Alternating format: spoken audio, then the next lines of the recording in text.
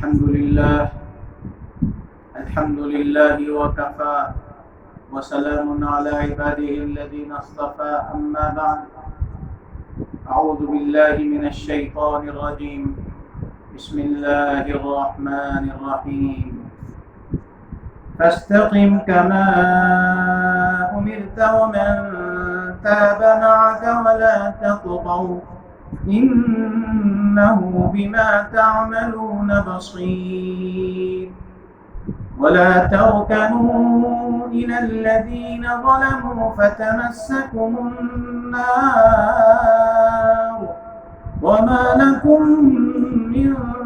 دون الله من أولياء ثم لا تنصرون صدق الله العظيم. آج 10ویں تراویح ہے اور اس تراویح میں جن آیات کریمہ کی تلاوت کی گئی ہے ان میں سے ایک آیت کریمہ جس میں امت محمدیہ کو ایک بہت خاص حکم دیا گیا ہے، اس کے سلسلے میں کچھ عرض کرنا ہے۔ یہ سورہ ہود کی آیت ہے۔ سورہ ہود میں اللہ تبارک و تعالی نے حضرت نوح علیہ السلام سے لے کر کے حضرت موسیٰ علیہ السلام تک انبیاء علیہ السلام کا مختصر انداز میں تذکرہ فرمایا اور ان حضرات انبیاء علیہ السلام کی دعوت کو قبول کرنے والوں کے لیے اللہ تعالیٰ کے کیا انعامات رہے اور ان کی دعوت کا انکار کرنے والوں پر اللہ تعالیٰ کا کیسا عذاب آیا، وہ اس صورت کے اندر بیان کیا گیا ہے۔ گزشتہ اقوام کے احوال کو بیان کرنے کا مقصد یہ ہوتا ہے کہ امت محمدیہ یہ بات جان لے کہ اللہ تعالیٰ کی فرما برداری کرنا، اللہ کے رسول کی اطاعت کرنا فائدے کا کام ہے، اور اللہ اور اللہ کے رسول کے احکام کی خلاف ورزی کرنا یہ نقصان والا کام ہے۔ تو اسی لیے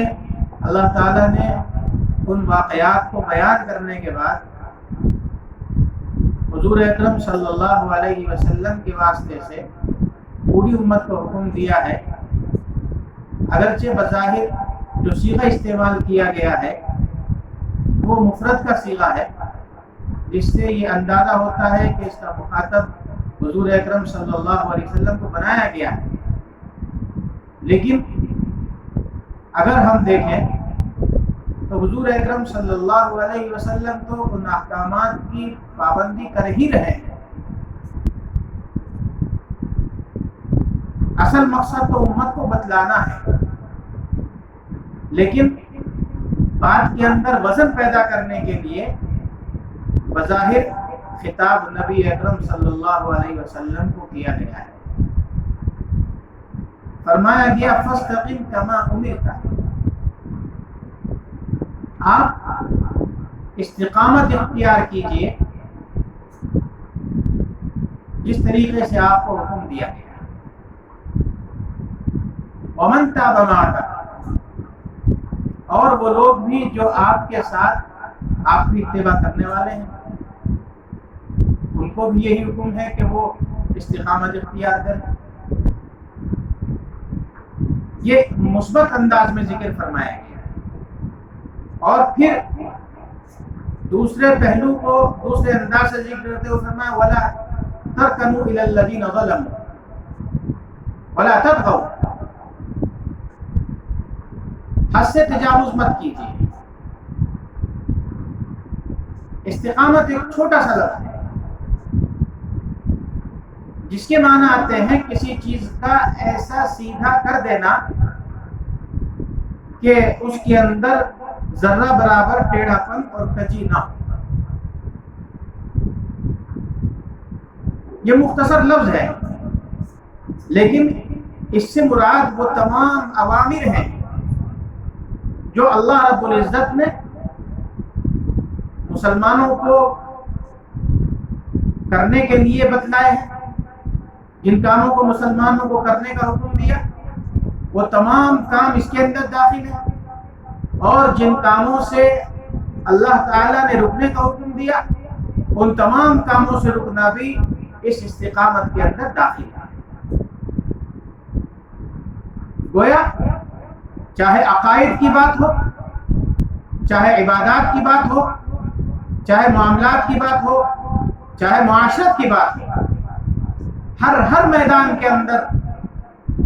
اس بات کا مطالبہ ہے کہ کام اس طریقے پر کرنا چاہیے جس طریقے پر اللہ کو مطلوب ہے۔ کسی بھی کام کو کرنے سے پہلے یہ سوچ لینا چاہیے کہ یہ کام اللہ تعالیٰ کی پسند کے مطابق ہے یا نہیں ہے، اللہ تعالیٰ اس کام کو کس طریقے سے کرانا پسند کرتے ہیں۔ اگر یہ لگتا ہے کہ یہ کام اللہ کے نزدیک پسندیدہ ہے تو اس کام کو کر لینا چاہیے، اور اگر یہ لگتا ہے کہ یہ کام اللہ تعالیٰ کی ناپسندیدگی کا سبب ہے اس کو ترک کر دینا چاہیے۔ استقامت میں تمام اوامر کی پابندی اور تمام نواہی سے اجتناب آتا ہے، اور ظاہر ہے کہ ہر انسان کتنی ہی کوشش کر لے ممکن نہیں ہے کہ وہ تمام تر اوامر کی پابندی کر لے یا تمام تر نواہی سے اجتناب کر لے۔ یہ حکم بڑا مشکل ہے، اس پر عمل کرنا آسان کام نہیں ہے۔ اسی لیے روایت میں آتا ہے کہ ایک مرتبہ صحابہ کرام نے حضور اکرم صلی اللہ علیہ وسلم کی داڑھی مبارک کے اندر کچھ سفید بال دیکھے تو عرض کیا کہ یا رسول اللہ، آپ پر ابھی سے بڑھاپے کے آثار ظاہر ہونے لگے۔ تو حضور اکرم صلی اللہ علیہ وسلم نے فرمایا شیبتنی ہود و اخواتھا، مجھ کو سورہ ہود اور اس کے جیسی صورتوں نے بوڑھا کر دیا۔ مفسرین نے لکھا ہے کہ سورہ ہود کی طرف جو نسبت کی گئی ہے وہ اسی بنیاد پر ہے کہ اس آیت میں فاستقم کما امرت فرمایا گیا۔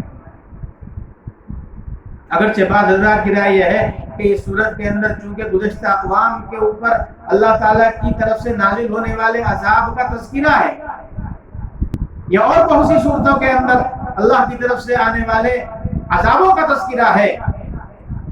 ان عذابوں کو پڑھ کر کے اللہ کے نبی کے اوپر یہ کیفیت طاری ہوئی کہ داڑھی مبارک کے اندر بھی بالوں میں سفیدی آ گئی۔ استقامت جو ہے